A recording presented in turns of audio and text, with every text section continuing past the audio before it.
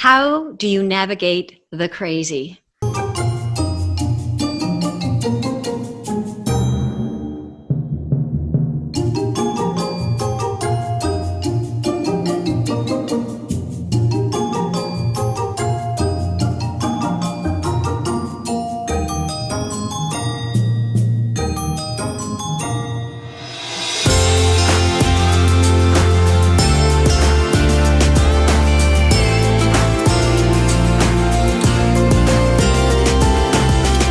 Welcome to our first episode of Choose, where an actor and a therapist pull up the couch on the stage of life and help you use your power to navigate the crazy.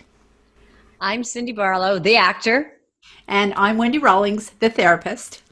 And our mission is to remind you that you can't choose your challenges, but you can choose your response. In every episode of Choose, we will give you at least one tool to help you navigate the crazy. And we'll be giving you a tool at the end of this video. So stay tuned.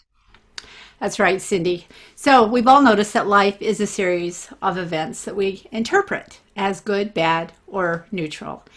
And sometimes our interpretations are based on if we're having a good day already or a bad day. Sometimes it's based on our energy level or how much sleep we got or whether the kids cried all morning. And sometimes it's based on the fact that we just are naturally optimistic. And so what we want to do today is talk about how to step back and change our perspective just a little bit and to understand neurologically in our brains how that works and how we make that happen, and then give you a tool for doing that right on the spot. Sounds like a good time to do it. Yep. Okay, so Cindy has as an actress, of course, has great stories about that. And she's going to tell us a story that happened in her improv class that illustrates how we need perspective. Well, so I'll just tell you this improv story and I'll tell you how it relates to making choices. So I'm at my graduate program in acting, and we're doing an improv, and there's about 5 of us on stage, and the director says, okay, what I'm going to do is I'm going to give you some scenarios and I want you to just act them out and then we'll discuss afterwards. So she gives us some very simple scenarios, like you're at an airport or you're at a park or you're at an amusement park and different things like that. And then suddenly she says, a fire-breathing dragon is coming down, attacking you. And we all just scream at once and just run into the corner and just hover there. So later on, we're all being reviewed. And she said, why did you scream and run away into the corner? You know, why would you do that? And we all just said, well, because we were being attacked by this dragon, of course. Yes. And she's like, are you crazy? Like, do you not know what the theater is? Like, this is magic. You could have done anything. You could have become wizards. You could have made swords. You could have fought the dragon. You could have become heroes. But instead, you just screamed and ran away. Like, who would want to pay money to see a show like that? And it was a lesson I will never forget. It was so humbling. But what about this lesson can we put into our daily lives? And one is that when we are really in shock or nervous, something happens to our brain and our choices become, really not very good ones, especially for the theater of life. So Wendy's going to tell us about what happens to our brain when we go into shock, when we go into trauma, when something like that happens. When we find our dragons, right? When our dragons come at us. We're hit with the dragons and we yeah, exactly. Yes. Exactly. So it's really interesting what happens to our brain. And you've probably had the experience where you've been so nervous or so angry or so scared that you can't talk or you can't get a sentence to make any sense at all. Tongue-tied. It what? You get tongue-tied. Tongue-tied, yes. And sometimes you hear expressions like, I can't talk straight or I can't see straight. That's actually a physiological change or neurological change that's happening in the brain. So I'm going to show you a couple of slides about what's going on in your brain during these hard times. So let me just blow this up to size. Can you see my my screen. Okay. Yeah. Whoops. That's not the one I wanted to show you, but at least you got to see it up to size. This one, for some reason, won't get bigger. So this is a brain in trauma. It's the fight flight. They've seen the dragon. They're in fight flight response, and it's the brain from the top down. And this is the left side over here, and this is the right side over here. So you'll notice on the left side there's not as much blood flow. Where there's dark, there's blood flow, and the darker the blood flow is, the more blood's flowing there. So the right side's getting the majority of the blood flow. The left side is where our logic, our speech, and our memory is stored. And so it's pretty much not quite all there. And then in comparison with the right side, where it's our creativity, it's our emotion. Our emotions are creating all kinds of dragons to slay. Only we're not slaying on this slide. We're hiding from them or running as fast as we can.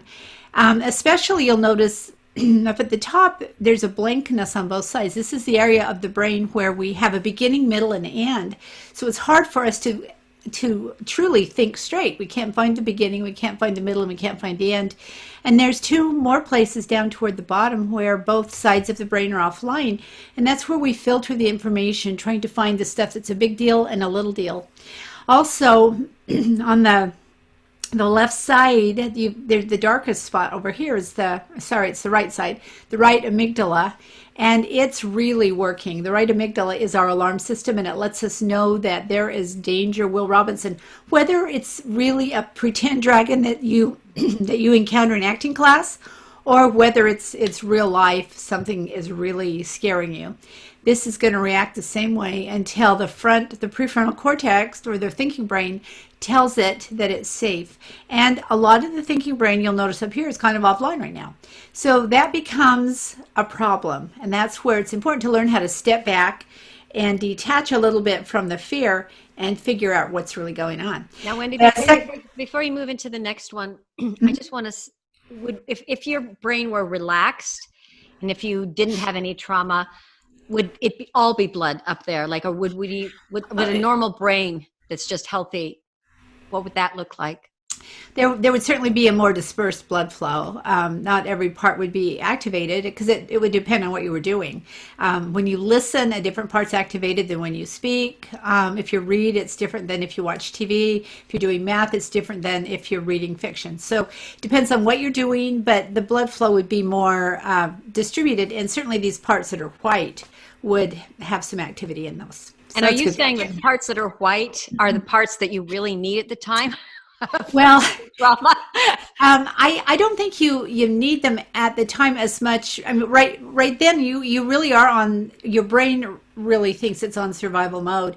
So you don't stop and think, well, how big is the dragon that's chasing me? And is it just fire or is it smoke? You don't evaluate that. And that's, the evaluative parts are offline right now. So it's not really going to do, it's not as good to evaluate as it is just to get out of Dodge. But at some point in time, you're going to want to have those evaluative parts kick in, and if their recording is not on, if they're not registering information, it makes it really hard later on.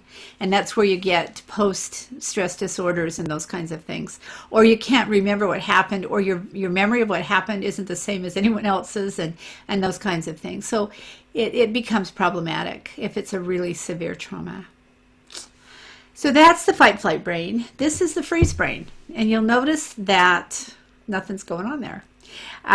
This is where we literally paralyze. And if you're trying to help yourself and you're in frozen mode, it makes it really hard to even know how to get in to do that. And as a therapist, I'm always evaluating when I have trauma clients, where is their brain? Are they in fight flight? Are they in freeze? Or are they up and running? Because that will really depend on what work I can do with them, because this freeze brain, my first job is to thaw it out. We can't work on anything because they're not able to. Well, they're not even able to access the memory, are they, with this kind of brain? Well, they access it, but they access it in third person. So I mean, they don't always, but they when they do, they access it in third person as if it were happening to someone else. So all the things you would normally take care of during therapy and process are pretty much offline. So our first job is to get the client and I to get the brain back up and running, and then we can do the work. And so what we want to do is show you some ways to get you out of fight, flight, and certainly get out of freeze, because we're not we're not much used to ourselves if we're in that one.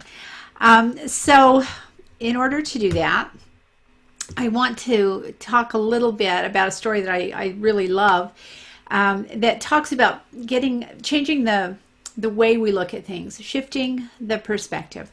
And I love this story because I don't think it's true at all, but I do think it teaches us great truths. It's about a man and a son, and in my mind, I visualize them living outside a village. They're quite poor. He's a widower, and his son's 15 years old. They're very, very, very poor, but they're very hard workers. And they've got a lot of land, but they can't plant all the land because they don't have a horse. And because they don't have a horse, they're doing it all by hand, cutting the ground on their own, planting by hand. And it's very time consuming, but they work really hard from dawn till dusk, and they make a meager living doing that. Well, the man has friends, and they all get together and they chip in and buy him a horse because they really admire him and appreciate his struggles. And so the man has a horse, and his friends say, "You're so lucky, you have a horse." And the man says, "We'll see." So his son and him were eating one day, and they noticed the horse jump the fence and go into the hills, and they lost the horse. And the man's friend said to him, you're so unlucky. You've lost your horse. Now you're back to square one." And the man said, "We'll see." And then he and his son were eating dinner again one night, a couple of weeks later, and they heard this big roar come from the mountains, and they looked out, and there was their horse, and it was followed by a whole herd of wild horses coming out. And the man and his son ran to the corral, opened the door, and they corralled all the horses. And all of a sudden, their corral was full of horses. And the man's friend said, "You're so lucky. You're rich now. You've got all these horses." And the man said, "We'll see." And so a couple of weeks later, his son was out breaking one of the horses so they could sell it. And he got thrown off the horse and broke his leg. And the man's friend said, "You're so unlucky. Your son's broken his leg. And now you're going to have to farm all by yourself." And the farmer said, "We'll see." And not long after, an army came through that village, and they conscripted every able-bodied young man from 15 years old and upwards. But the man's son didn't go because he had a broken leg. And his friend said, "You're so lucky, your son didn't go to war." And the man said, "We'll see." So that is perspective. Every tragedy could be a blessing, and every blessing could have in its blessing the seeds of tragedy. It's what we do with it and how we see what happens that makes the difference. So the key to being able to do that is to just step back and get neutral and get in that "we'll see" attitude. And that's really hard when the dragon's after you. So Cindy is going to teach us a method for doing that. One of the tools that we talked about, Yeah. of how to do that. This is a tool, and what Wendy was saying is just being able to step back and basically gain a different perspective. It's really hard when something has happened to us that is emotionally charged, to be able to see beyond our feelings or beyond what we think happened to us. We believe something happened to us, and that's just all the mind can believe. So the tool I'm going to give you today is one that I use a lot, and it's changed my life a lot. And it comes from my friend Byron Katie, who I've worked with for many years. And she really has helped end a lot of my suffering. I can tell you that. And one of the things that we want to do, as you saw in the pictures of the brain, is that we really want to bring the frontal lobe more in the process of, as soon as we possibly can. When we've had any kind of trauma or any upset, we want to be able to use it. So inquiry, this is called inquiry, allows us to start to use both sides of our brain, and especially start to use the frontal lobe. And I've actually, I think I told you once, Wendy, that in doing the work, I've sometimes felt my frontal lobe start to move, and it's like, whoa, something's really happening in there. So this really actually can change your brain and really can change the way that you see the world. So I'm going to facilitate for Wendy, and Wendy, I'm going to ask you, what is A fearful thought that you see coming into your clinic. Well, a lot of times I see people who fear the loss of someone, a family member. Let's just use the example of I fear that my mother will die because she Okay, has that's a cancer. huge one. Yeah, Mother is the big one. Okay, yeah. let's just use that. Okay, so so the thought is, just give me a one sentence thought. My mother will die. I'm worried that my mother is going to die from cancer. Oh, from cancer. Okay, so my mother will die from cancer. Sound Yeah. okay? All right. So that's the thought. So I'm going to ask Wendy a series of questions, and Wendy, you just answer them however comes up. Okay. Okay. So your mother is going to die of cancer. Is that true? I'm my client or I'm myself. Which do you want me You could be either one, but whatever feels logical to you. So I think my client would say I'm worried that it's true. okay. So the way for this to work is we have to be really accountable to ourselves. So the answer to the first question is either a yes or a no. Okay, well then it would be yes. Okay. So your mother is going to die of cancer. This is the second question. And again, it's just a yes or no. Your mother is going to die of cancer. Can you absolutely know that is true? No. Okay. So how do you react? What happens inside you? What goes on in your mind when the thought comes in, my mother is going to die of cancer? Sadness, fear, anger, um, anticipation of loss. And how do you live your life when you're carrying this thought, how my mother is going to die of It's cancer? sort of the background music. I may call her more, treat her nice, send flowers more, have more contact. Yeah, in anticipation of the loss. And would you treat, you already talked about treating her differently. Would there be any other way that you might treat her if you had the thought, my mother's going to die of Well, cancer? I have some clients that just, if they think they're going to lose someone, they take action by not having anything to do with them. They cut the relationship off because they want to be in charge of the of the relationship because it would be too painful if they weren't. Mm, okay. And how would you treat yourself when you have the thought? How do you treat yourself when you have the thought, my mother's going to die of cancer? What? Um, well, certainly, I have some clients who eat that emotion away, or spend, or sleep, or drink. So they're not too kind to themselves. They avoid, they distract. Some of them go and work out for hours, just trying to work the extra energy off. So it depends. So, I might ask someone on a scale from 1 to 10, how stressful is this thought? I think it'd be pretty stressful, 7 or 8 on a 10. Okay. Okay. So now what I'm going to ask Wendy to do is to bring her fingertips together. And this actually allows the left and the right side of the brain to connect. And Wendy, do you want to say anything about how the brain is connecting when we do this? So you remember the white parts of the brain that weren't going in the blood flow, that wasn't equally distributing.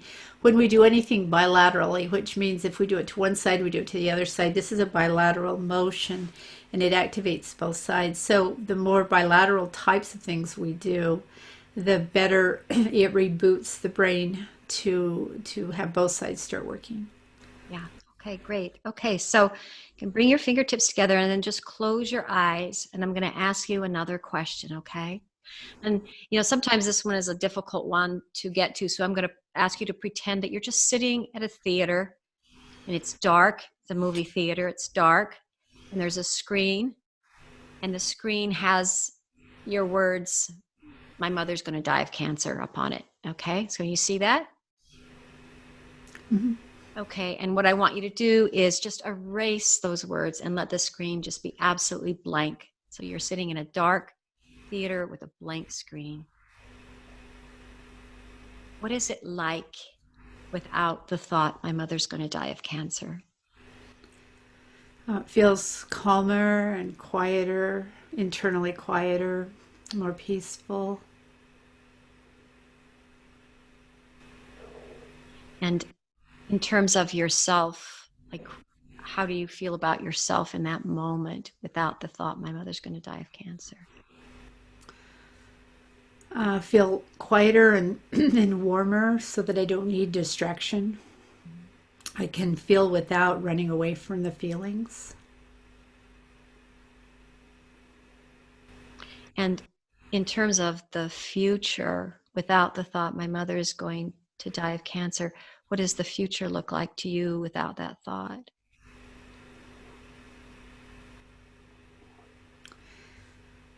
It looks more hopeful, more peaceful. I still wonder, what's going to happen to her, but it doesn't feel devastating. It doesn't feel impossible.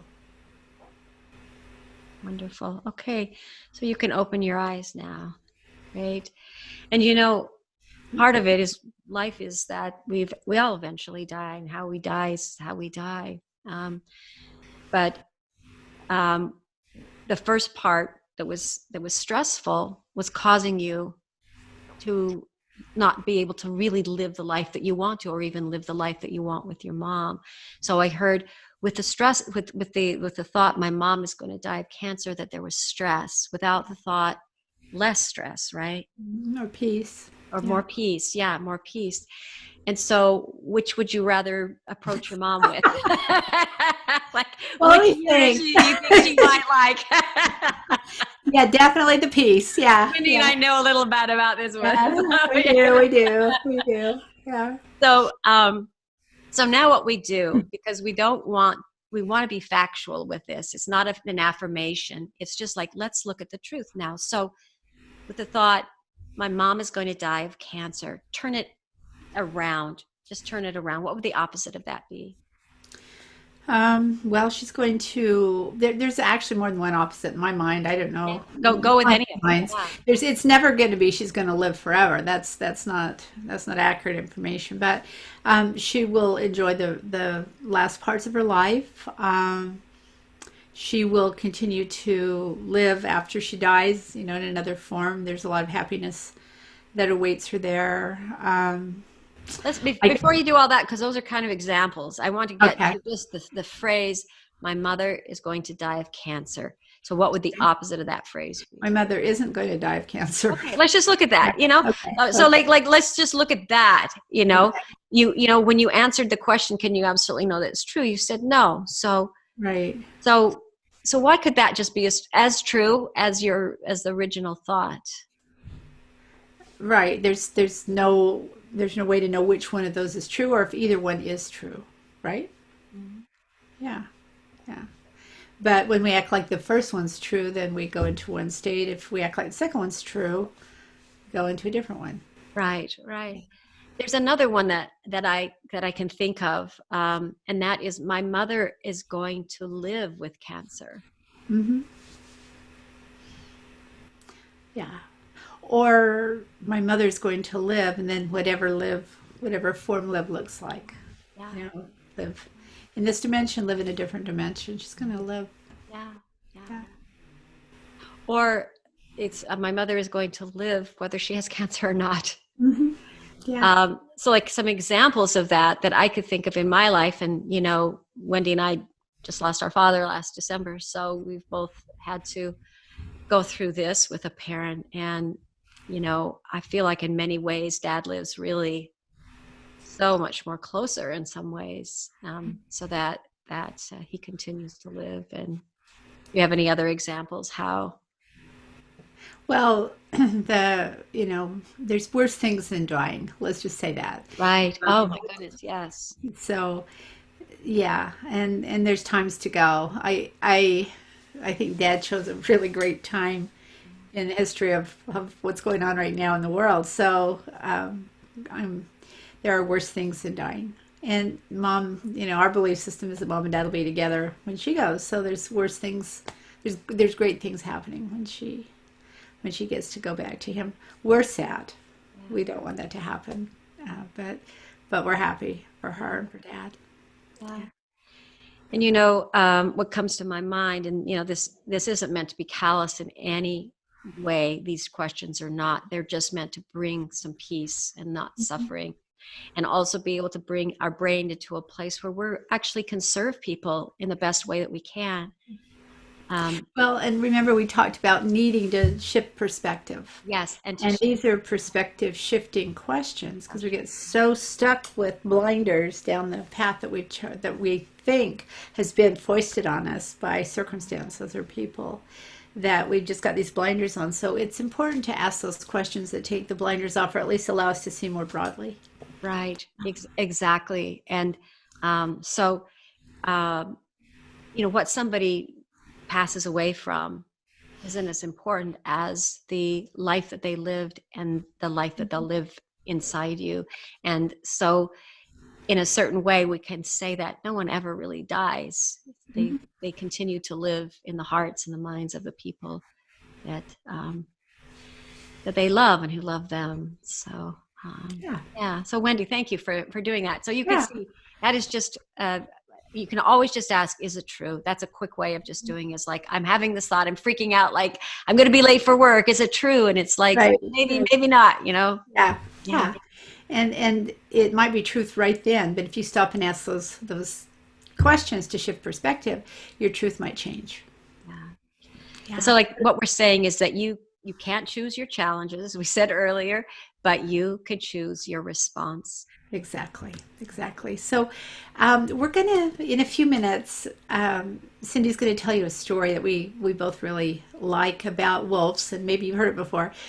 And we're going to ask you we're going to suggest to you that 3 times a day, you set your phone for 3 times a day for it to go off, and ask which perspective you're looking at. Or in Cindy's story, she'll ask it a different way. But ask, which perspective am I in? Which truth am I listening to? Do I need to shift that just a little bit? So start out with 3 times a day, set an alarm on your phone, and you can choose. You can choose to do that, or you can choose to change your perspective and your attitude towards stuff. So, Cindy, your story. All right. Well, this is a story that many of you have heard before. It's called the story of the 2 wolves. So there was a grandfather and a grandson sitting and talking, and the grandson asked his grandfather, "Tell me all about your." Tell me some wisdom. Basically, it was like, can you give me some wisdom? And grandfather says, well, I can tell you that inside every single person is 2 wolves who are fighting each other. And the grandson said, well, do I have 2 wolves inside me? And the grandfather said, yes, you do. And the grand said, well, what are these wolves like? What color are they? And what do they look like? And he said, well, these wolves are actually polar opposites. One wolf is full of light and love and positive energy and compassion and forgiveness and generosity and faith. And the other wolf, he said, is full of darkness and deceit and pride and anger and contempt and greed and resentment and fear. And they're battling inside you, and they will have one of them is going to have power over you, and at any given time in your life. And the boy says, but who's gonna win? And the grandfather said, well, the wolf that you feed.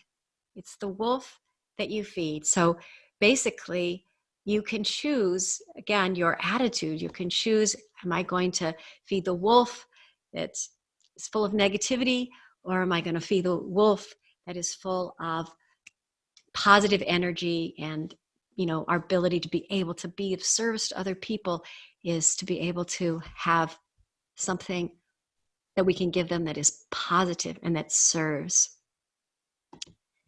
So Wendy here is holding up some masks. So we see this is the comedy mask, or the part of the wolf that has positive energy, and then there's the other mask, which is the wolf that is within us, that is the negative side and is only looking at things in a fearful, negative way. And that is part of what we've got here. And we're talking about choosing. We can choose heaven or we can choose hell. And here also, we're going to reveal our next episode as well. And I'm not even going to say anything about it. I'm going to let Wendy just reveal it right now. That's right. Our next episode is going to be about masks. So please tune in, and please make sure that you subscribe so that you can get our next episode. And if you want to also check out my book, I have a book on Amazon, Playing You. It's called Playing You: A Star Is Born, Acting Secrets to Create the Life You Really Want. And you can also find me and at my academy at www.cindyloubarlow.com. That's www.cindyloubarlow.com. And you can also find Wendy. Yes, you can find me at wendyrawlings.com. That's my website. It's got a lot of stuff on it. So it depends on what your thing is. And if you want something else, you can contact me and ask me questions, and I'd be happy to answer them. And really highly recommend Cindy's book. It's a great book. It implements some of the things we're talking about. There's other things in there. It's definitely dragon stories in there. Dragon stories in there. It sure is. Yes. And Wendy's www.wendyrawlings.com, and she's got some great information up there, some great tools. I've used a lot of them. They're really wonderful. So anyway, next time we'll be talking about masks, so please join us. And remember, you can always choose remember that you can't choose your challenges. That's right. But you can always choose your response. So yes, again, please don't leave this page without subscribing below, and leave your suggestions and any questions that you might have, or subject matters that you'd like us to talk about in any upcoming episodes. We'd really, really like to hear from you, and any questions you have. The nice thing about starting a new podcast is we are a blank canvas. So please, as you can see, sometimes blanker than others. But as you know, just choose to interact with us. Please do. Please do. It's been fun to spend some time with you. And thank you, Wendy. Great to see you. Thank you. Yeah. Have a great one.